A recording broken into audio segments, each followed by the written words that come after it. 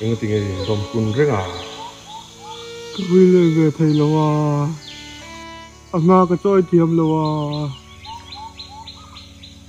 Cái chuyện tên mình nuôi vết gì là. Anh mô đúng ngày đấy lu sai rai được cái em. Vâng. Lu sai rai được vâng. Ai phải lâu. Anh chú anh YouTube à. Lu sai rai được 2.0 YouTube channel kalau en lah. Chú anh hui li da yêu chăm chú. Ife đó nè. Kalau phim đó channel. YouTube à mà. Cái en đó nha. Cái nhóm người đủ lắm. Chúng ấy vô đây.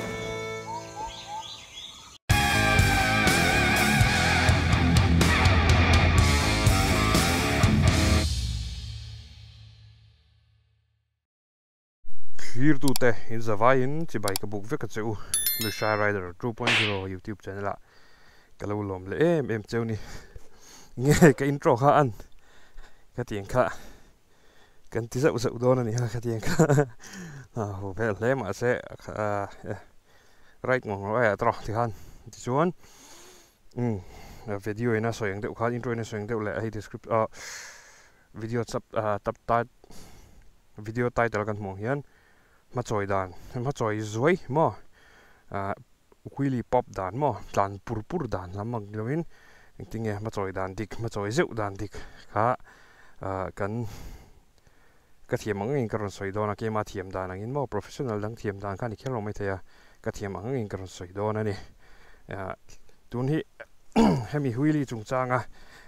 ka video ma saber tur nia du thu po lo sam lo mai thaya din alo phía tóc lo mấy thầy bốc à đi nghệt lo cái grip chú vàng chân thế mình Willy Dan chúng mình chụp episode đăng thì bỏ cần xem đòn đi thì chú anh nghe Willy cần tỷ chú chụp rất là Willy cần tỷ chú anh nghe mà chọi khăn đi mấy mà chọi khét khăn gì đâu mà chọi cháu cả Willy gì đâu phá anh nung chọi bỏ Willy thâu nè cả Willy chuyện mày wow cả Willy chuyện này mày tôi nói mi khá example tràn em chụp xe lâu thì han anh nghe nè所以phía tai là cái mà lăng kết lâu hiện nè Willy hiện nên chỉ nghĩ lắm liền đều chỉ nghĩ mà chú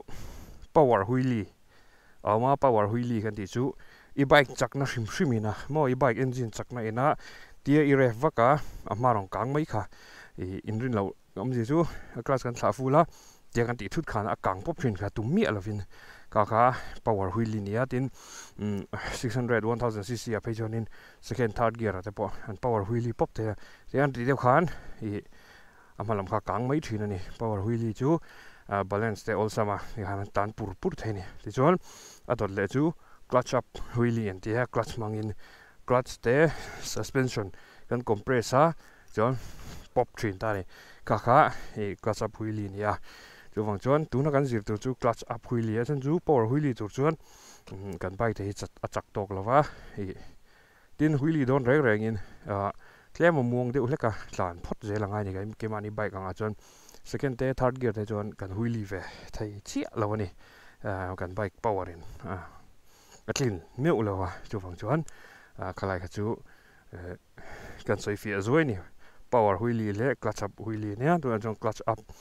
hemi suspension body positioning thlengin ain kai noi to wangin chu kan soi dona hui li pop zeu zeu hi nge tangkai na off road a big phei chuan obstacle omin mo lungte lom le korte lo omka korka khwar ra dot turte amang ka tinga khanin ama an choi eu khan wasam dewin kan tlan thei mai ani trina na ti lai kha tin thing kan turte ompon kan huili kan zeu mai zela ni ti lai kha kan soi do ani chuna chuan huili dan kan soyang kan ti dan tur chu kan tlan anga amo stand still tiang kan dikanga chuan ma brake ka veng thina san chu tial du lo lama se na de wati ngai lawa chuan amalam fork hi kan compressor ni je kan nem don ni kan compress anga aron sot let le khan ta ya compress let mo aron sot let ha kan man turun la ni yang kan met thanga hei first gear kan da pota first gear kan tlang puya compress roll te kan brup ma yan brup ni mai brup ma yan run draw brup chọn càng lấp đòn thì xin nó compress clutch up mà thì hắn compress á khán mà có ông lại hiện chụp được cả ngõ rồi được lắc sao phi lạnh à chém mà khán chứ lại xin năng rất thế em John cái nó phiệt đấy hắn mà không thể là xin năng hắn mà cả mắt rồi đàn chú đi ta này cái đàn hắn cần thiệt tủ rồi chú thế là sao ôm được mày mà tiền cái phần hị lang trùng phần tiền tía compress mà thiết pa lâu ôm được mày chú hui li khá anh bin thấy này đó cần chắc à cần một chuyện năng cần in bin chuyện anh in bin chuyện này lâu ôm lướt cả loop chuyện à khi về nan khá này nghe cái tí chuan mai rồi bị trôi tá không gì cho atir te hui li zir ti chuan in nung break hi i thian tha ber ani moi nung break hi thian tha ber ani tian i ti kanga i doi kang chuan nung break ra panga amhala down nang i ref bel chuan ele tang ma break nom ziom lo a ke ma kang dei to tian zero nung break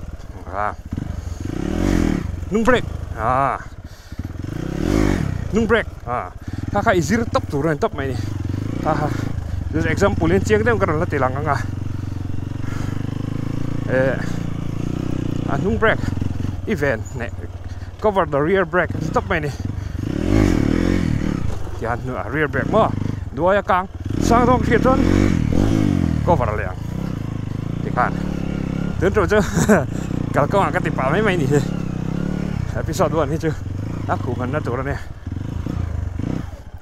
Tiyan ya, ma-break, nung break, cover sel, nung break rap, kan, nghe chú, i practice ngat ang, rey daw i practice ang, kun rey daw mo, muscle memory, second nature ang in, chú, i talk don hen in ngay to ngay lo tro, katieng chi kan, akang lutuk don chon nung break ratur ka in ngay to ngay lo theng kan, i practice don ani. Chú cần can phốc thuyền mình sao trên cả tiền cần bong hui li vắc thuyền tiền anh cần loop the thuyền này chú là mẹ mà chú vàng chuan nung break khá cover ta rất tốt này đôi choi san đó chuan nung break cover mấy ang chuan bạc chú kha hui li dan trang pui chu ni ta mai ta ni yan mà đó tiền chưa nung brake tí đen nung brake kha hui li pop dan chu ni sẽ là bạc chú balance point teo mà phát hiện tị văng thì bộ hành đủ mấy thẻ khai thôi các tiền văng thì bộ hành đủ mấy thẻ khai thôi thì bộ hành là thiếm măng cái các thiếm nó hiện là tiền bigแล้วlà tiền bigแล้วgiữ lại mét về thấu cái này chưa vắng chọn cácมีcác chú balance point nằm ta mai trời càng sànตัวนี้càng sàn khan và mỗi về cái vật anh nghe khá nó sẽ bị đó thành cái đấy balance point này chú practice về đâu hết cả ngày ta này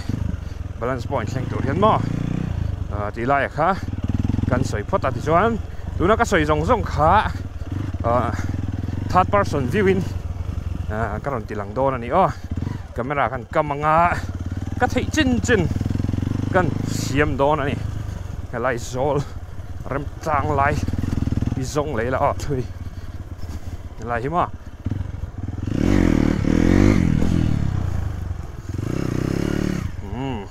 camera kan cầm lắm càng ngày xưa lưu anh lâu khá lâu rồi riêng tram về theo lắc tờ ấy chưa vậy nằm mình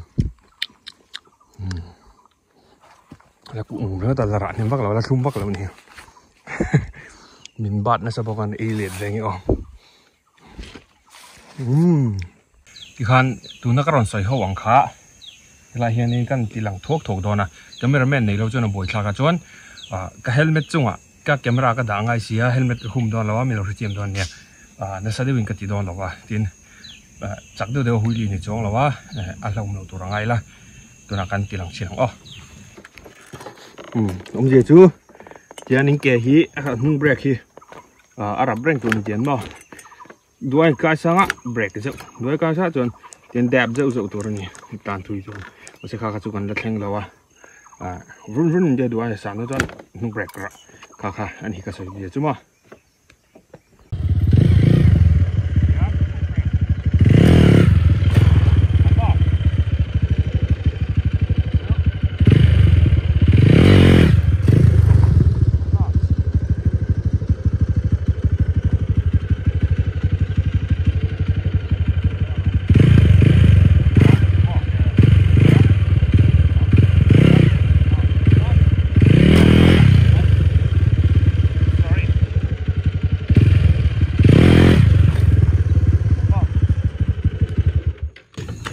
nó có soi hi bike zong tan mang thế đó cả tụi nó hiện cái hay nó bị rồi này là ral to grip này vắt to là ai tiếng hiện nó loose to cho vàng cho này cả cái cái tỉ rỉ sẽ là ngay anh tỉ đấy nó cả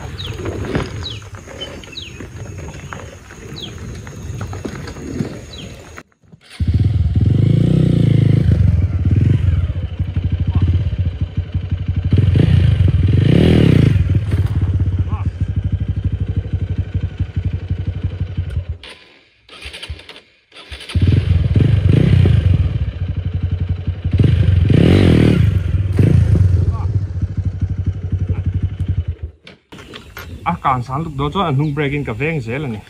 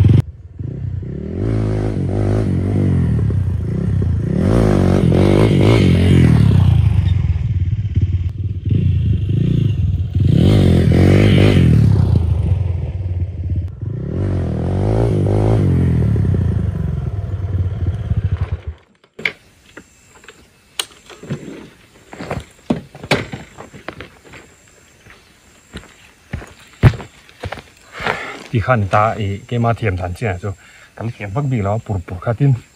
ka teng ki chin zo ala phui to lo lik zel hui li va vak chi pon lo la do tam de lo ka om je ve chu practice ni top mai ni thiam tak ni so de du chuan practice tam ai ke bo practice tam lo wa practice tam nga ni kha William je chu nia rian pu chu anung brake always cover the rear brake kan di ha anung brake hi cover cha charang iduaya sano ton nung brake rapang chu chu ni top amma choi sa ni zirma in hui liter te te pop zeu zewang chuan asang chete pokang se nung brake rapang che pokang se nung brake rap zelang ti han hi practice patang ngaya nei tir tur ni kan ke hi mo chuan naki nai ti chho zelanga sang deuh hiuli pon nung brake rapanga down ma chu chu hriat reng tur ni ro hriat reng tur ni tuna kongpui lamai hmole to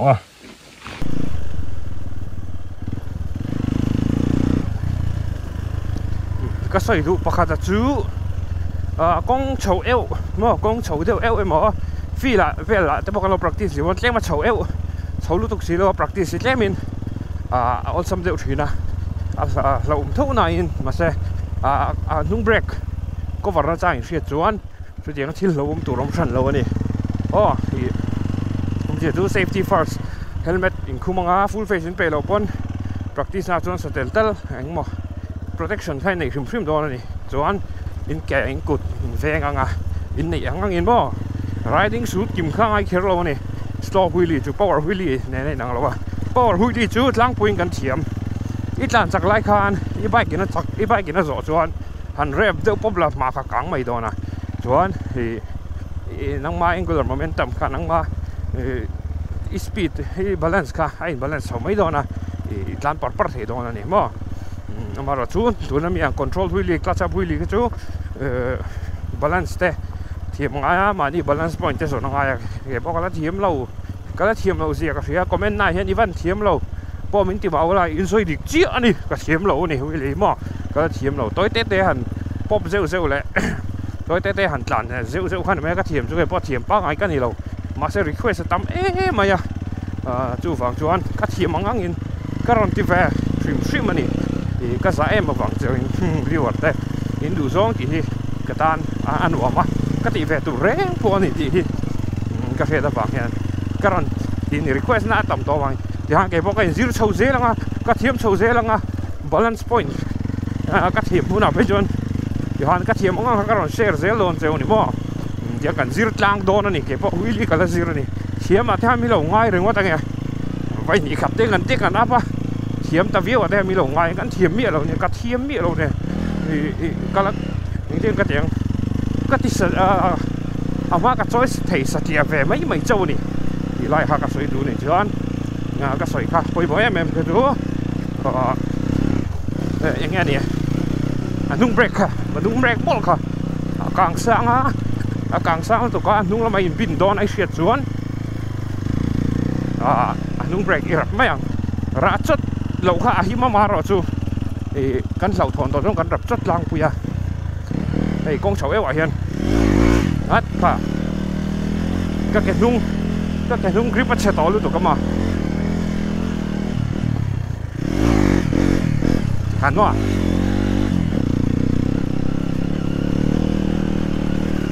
four stroke จนมาจะเชื่อป่ะยิ่งเสียนไม่ตัวเราจูตีระมาสเปร่าก็สวยดูลงนะฉันนะจู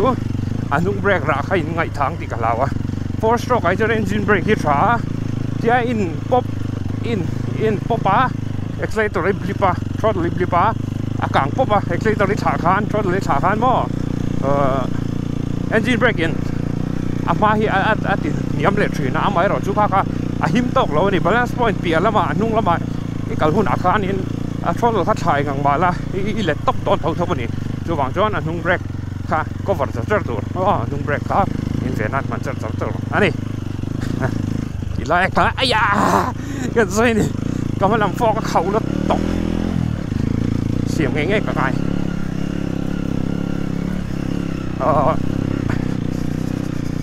ฟอกไว้เลยตั้มมันอย่าง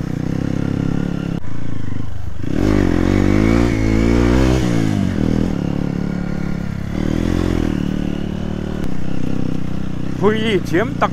นี่ดูชวน practice จุ chen mai in sir pe ai le kha sir na poni tho ni tin sikul kal ve rang attendance bot thoe mem ka kabula mi ne ka zir ti tu nu in kan zir ti tu bai min zir ti dani nang reng ina zir pe kha de mai ma ne practice pe kha pakhat na pani na pathum na mo a thiam ber ni du chon ma ne practice pe ani mai chilai chu sai du ani top mai na practice top mai ne chuan thil pat ka soi le du chu jina ka soi a fok a malam fok compress ka ti kha nem tluma aron bounce let rola throttle blip tur ka ti kha kha I kan riat ngai bok o ani lova a clutch long ati ti clutch ringot a clutch power ringot mo tiam ti kha dia clutch power ringot ai ti tum chuan I clutch kha aral ma ngo tak tiani compress ang kan ma compress ang ati kha dia ti kha ni mai chu ngai no clutch thlang hai lo mang nge ti pan ti ngai tur ani ti lai kha kan soi le tu ani apa ko soi tur ta ma ro chu episode 2 la mata te pokan da to nia tu na mi chu ma ni chu kal kan soi le soi nu amu nam tak do lo ma se a khu hon na ang ni chu how to huili a khu hon na kan nei phota ai chiang in ke po ai kalawin ziranga ka thiam ve tel telanga ti chuan kanin zir tir tang do na ni ti lai kha han sei do ani no khop mai wein chu mani chau po lo him thai khom mai kan han dam that ti chuan ma lo tiek ve lo ton ni a tiek lai chu karap baby ri lo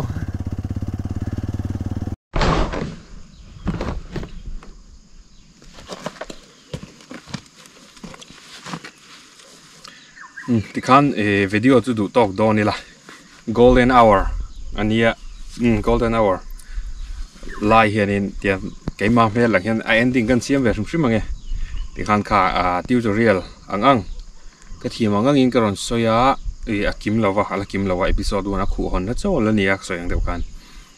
kan tile zel thei tur angai la dang ma son na nen mo ma son nin ke pok ma son ka lo tu ma nang ni pok ka sai chin khain lo practice anga chuanin ma kan son tlanga kan thiam tlang do ni mo huili kan thiam tlang do ni ti chuanin thlir tu te zong chunga lom thu sai tak me wa in nei zon na te na pona te pathian mal som cheu sela zirlai te pok sai fo kha in zin na pathian mal som cheu sela be dong ai sum cheu pati mo kha ria ula ka du ani thlir tu te zong in za vai in mo tra bye vek ule be dong ai sum cheu